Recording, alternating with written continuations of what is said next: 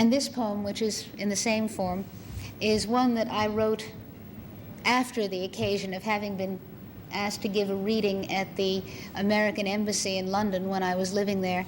And I had very ambivalent feelings about giving a reading at the American Embassy in London or the American Embassy anyplace. This was while the Vietnam War was still on, and I could much more easily see myself with a picket or a rock standing outside than standing on a podium inside. In the end, I did give the reading, and perhaps as whether to assuage my conscience or simply to act out my fantasies of what I wished it had been like, I wrote this poem, which is called Untoward Occurrence at Embassy Poetry Reading. Thank you.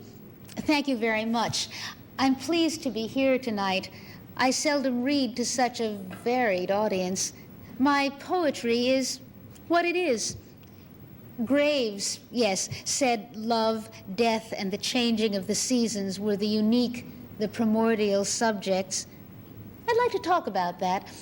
One subjects oneself to art, not necessarily pleased to be a colander for myths. It seasons one to certain subjects, not all.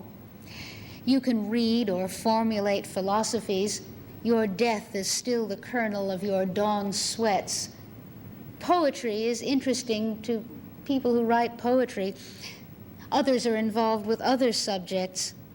Does the ambassador consider death on the same scale as you, Corporal? Please stay seated.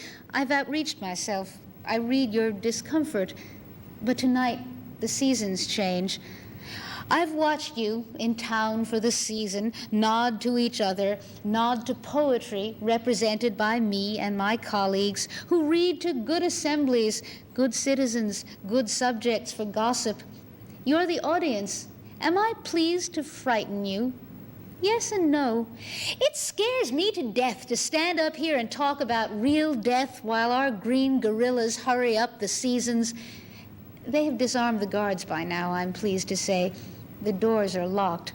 Great poetry is not so histrionic, but our subjects choose us, not otherwise. I will not read manifestos. Tomorrow, foreigners will read rumors in newspapers. Oh, sir, your death would be a tiresome journalistic subject, so stay still till we're done. This is our season. The building is surrounded. No more poetry tonight. We are discussing, you'll be pleased to know, the terms of your release. Please read these leaflets, not poetry. You're bored to death with politics, but that's the season's subject.